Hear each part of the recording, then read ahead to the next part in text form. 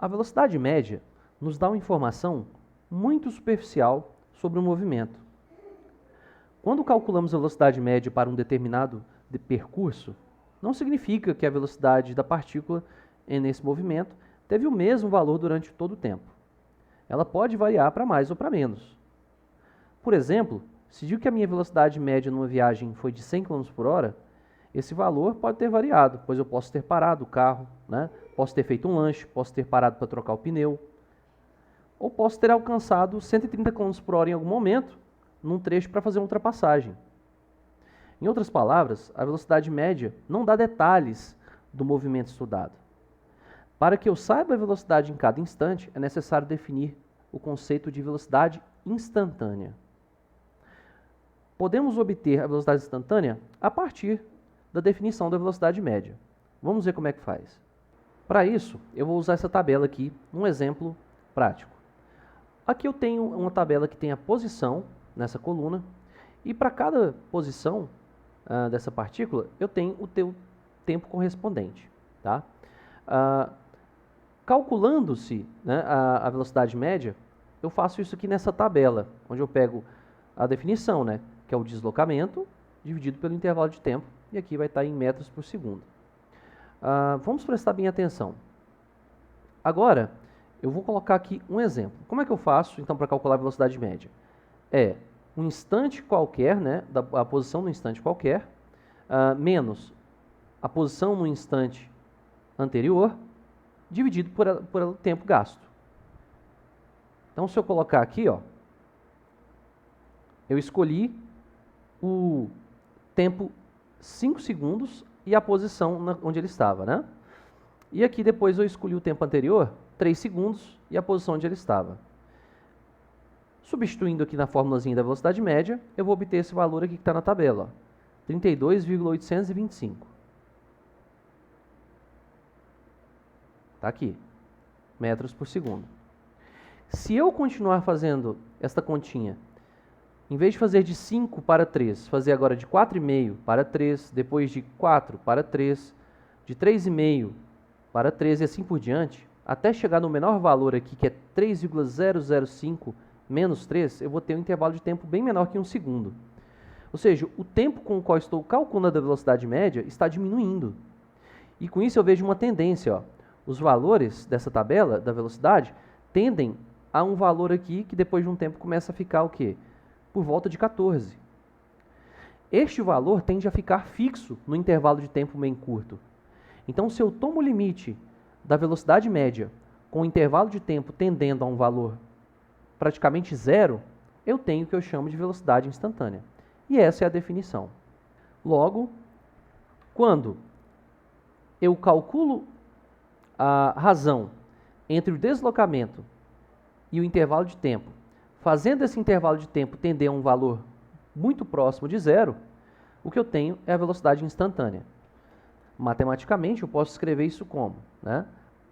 A velocidade instantânea, que é a velocidade no instante t, será o limite de ΔT tendendo a zero daquela razão da velocidade média, que é deslocamento sobre esse intervalo de tempo. Fazendo isso, eu vou ter a velocidade num exato instante de tempo. Agora nós vamos ver um caso que é um caso particular, de um movimento retilíneo, que eu chamo de movimento retilíneo uniforme. Eu vou considerar que esse movimento ocorre quando a minha velocidade instantânea for igual à minha velocidade média, porque não vai haver variação em nenhum trecho da viagem. Para tanto, vamos usar essa tabela aqui. Eu tenho aqui, que nem aquela tabela anterior, só que com menos detalhes e com valores menores, mais simples, a posição em metros e o tempo em segundos. Então, para cada tempo, eu tenho uma determinada posição da partícula. Agora vamos fazer um exercício tranquilo aqui. Você vai calcular a velocidade média para 2 tempos e 2 posições quaisquer. Tá? Eu já fiz aqui. Se você quiser, pausa o vídeo e tenta fazer e ver o valor que você acha. Está aqui. eu peguei dois pontos particulares. Peguei a velocidade média entre o instante 0 e 5 segundos, e suas posições, claro, 0 e 25, respectivamente. Calculando isso, achei 5 metros por segundo. Depois aqui peguei outro qualquer, entre 2 e 3, e novamente achei 5 metros por segundo. Se eu pegar qualquer valor nessa tabela, você pode confirmar isso, eu sempre vou obter a mesma velocidade média. Mas se a minha velocidade média, né, não muda, significa que ela coincide com a minha velocidade instantânea. E com isso, eu tenho um movimento chamado de movimento uniforme. Como é retilíneo, eu vou dizer em movimento retilíneo uniforme. Então, em resumo, o movimento retilíneo uniforme vai ser caracterizado por ter uma velocidade constante. Ou seja, o objeto, a partícula, vai percorrer distâncias iguais em intervalo de tempos também iguais. Vamos analisar como seria então no movimento retilíneo uniforme, né, no MRU, como seria o gráfico da velocidade em função do tempo.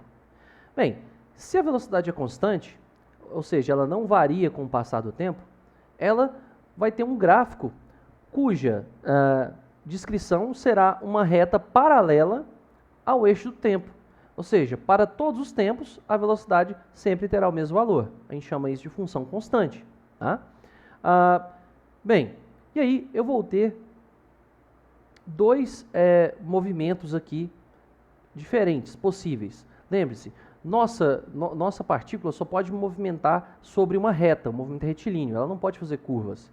Então, ou ela está indo de frente, com a velocidade positiva, e eu chamo isso aqui de movimento progressivo, ou ela estará andando de ré, com a velocidade aqui negativa, abaixo do eixo do tempo. Né?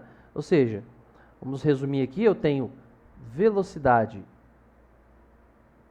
positiva, e aí meu movimento é progressivo.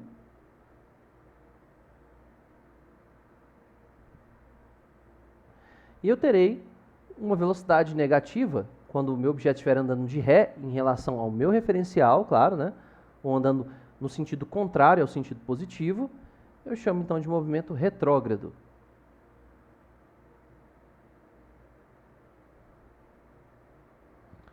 Bem simples, né, pessoal? Nós vimos que para um movimento retilíneo uniforme, o gráfico da velocidade em função do tempo tem essa cara aqui, uma reta paralela ao eixo do tempo, velocidade constante. Agora a gente pode, desse gráfico, tirar uma interpretação bem legal. Olha só, eu tenho aqui um movimento analisado no intervalo de tempo que vai de t0 até t, que eu calculo da seguinte maneira. ΔT é um instante de tempo final, t, menos o inicial, t0. Beleza. Eu tenho aqui, né, o valor da velocidade. O valor da velocidade é v. Você pode ver que esta velocidade v, juntamente com este intervalo de tempo, define aqui uma área. E a área sob esta reta tem um significado. Esta área será numericamente igual à distância percorrida nesse intervalo, ou melhor dizendo, o deslocamento. Bem, em outras palavras, significa que se eu quiser saber o quanto o objeto percorreu entre o instante t0 e t, basta eu calcular a área dessa figura no intervalo considerado. Tudo bem? Agora eu vou fazer o seguinte, vamos comparar. Para calcular essa área de um retângulo. A área desse retângulo é base vezes altura. Né? Então, esta área é calculado como base vezes altura. E aqui, a base é este ΔT. Né? E a altura é este V. Então, eu teria aqui, V vezes ΔT. E eu sei que isso aqui tudo, né, que a área, ela será numericamente igual ao deslocamento. Eu irei igualar, então, V ΔT com ΔX. Então, eu vou ver que ΔX é igual a V vezes ΔT. Ora, este ΔT, eu posso abrir ele como T menos T0.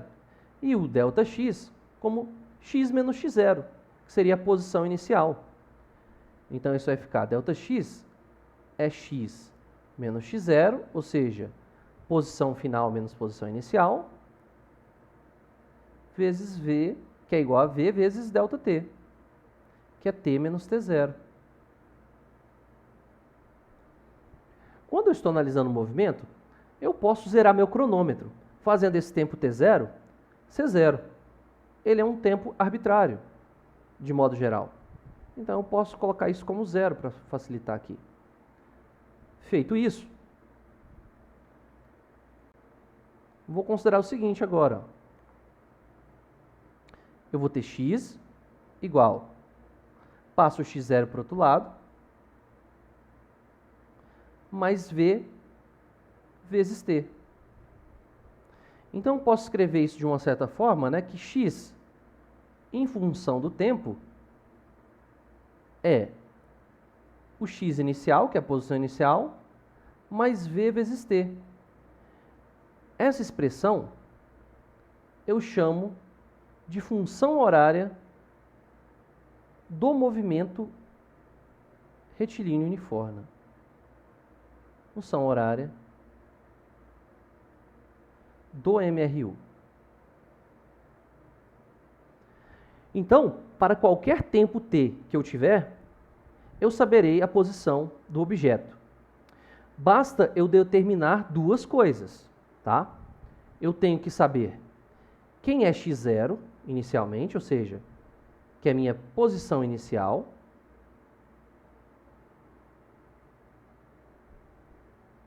e o meu v, que é a minha velocidade, que é fixa para esse problema. A velocidade é constante no MRU. Então, pessoal, para que você possa determinar um MRU completamente, basta que você tenha conhecimento da posição inicial e da velocidade. Tendo essas duas informações em mãos, você consegue saber para qualquer tempo a posição do objeto. Beleza? Nós acabamos de obter a função horária do MRU, movimento retilíneo uniforme. Essa função ela é dada por x de t, ou seja, a posição num tempo t qualquer, será igual à posição inicial x0 mais v, que é a velocidade, vezes o instante t considerado. Esta função vai determinar, então, para qualquer tempo, a posição da partícula. Matematicamente, esta função é uma função do primeiro grau. Sendo uma função do primeiro grau, ela vai gerar, como gráfico, uma reta inclinada ao eixo horizontal, que neste caso é o eixo do tempo. Então, no gráfico da posição pelo tempo no MRU, o gráfico gerado será uma reta. Agora, essa reta será inclinada positivamente ou negativamente, dependendo do v. Este v, a velocidade, vai dar para nós a inclinação desse gráfico. Nós teremos uma interpretação daqui a pouco mais detalhada sobre a posição inicial e v nesse gráfico. Mas por hora a gente pode dizer o seguinte, ó, nós teremos um movimento progressivo nesse gráfico aqui da esquerda se a velocidade for positiva. Então aqui eu tenho um movimento progressivo, como a gente já viu antes, né? A gente já viu. Ter um movimento progressivo significa que o objeto, a partícula, se movimenta no sentido positivo considerado, onde a posição cresce. Ou seja, a posição cresce, olha aqui, ó, em função do tempo. Agora, caso essa velocidade seja negativa, eu terei um movimento que eu chamo de retrógrado. Este movimento retrógrado significa que, adotado o referencial, o objeto está se movendo para a direção negativa do movimento. Tá? Então a partícula se movimenta contrária à direção positiva. Tá? Então é isso. Agora, eu posso, a partir dessa função, obter estes gráficos. Tudo bem? A gente acabou de ver que, dada a função, eu posso construir o gráfico da posição pelo tempo, que dá aqueles gráficos que você viu, ou reta inclinada para cima, como este aqui, ou a reta inclinada para baixo, dependendo aí do sinal da velocidade. Beleza. Agora a pergunta é, será que a partir do gráfico, dado o gráfico, eu posso retirar aquela função? Ou seja, fazer o problema inverso? Sim, nós podemos. Nós podemos fazer o problema inverso de, a partir do gráfico, obter a função horária. E é isso que nós vamos aprender a fazer aqui agora. Então veja bem, esta reta inclinada em relação ao eixo do tempo, quando ela corta o eixo vertical, que é o eixo da posição, ela vai cortar num valor que é exatamente a posição inicial, x0. Então a reta, quando corta o eixo da posição, a informação que é retirada é a posição inicial. Posição inicial. Bem, nós dizemos que, na matemática, quando a reta corta o eixo das ordenadas, este valor seria o coeficiente linear. Então, a posição inicial seria o coeficiente linear lá na matemática. Beleza. Agora, vamos falar sobre a velocidade, que seria outra informação que eu preciso para construir minha função. Vamos olhar aqui o intervalo de tempo. Vamos considerar aqui, pode ser qualquer um, entre T1 e T2. Olha o que vai acontecer. Olhando para cá, eu vejo esta figura aqui, ó. Eu vou associar aqui, ó, o tempo 1 à posição 1. Aí eu marco aqui, ó. Vou olhar o tempo 2 e relacionar com a posição 2.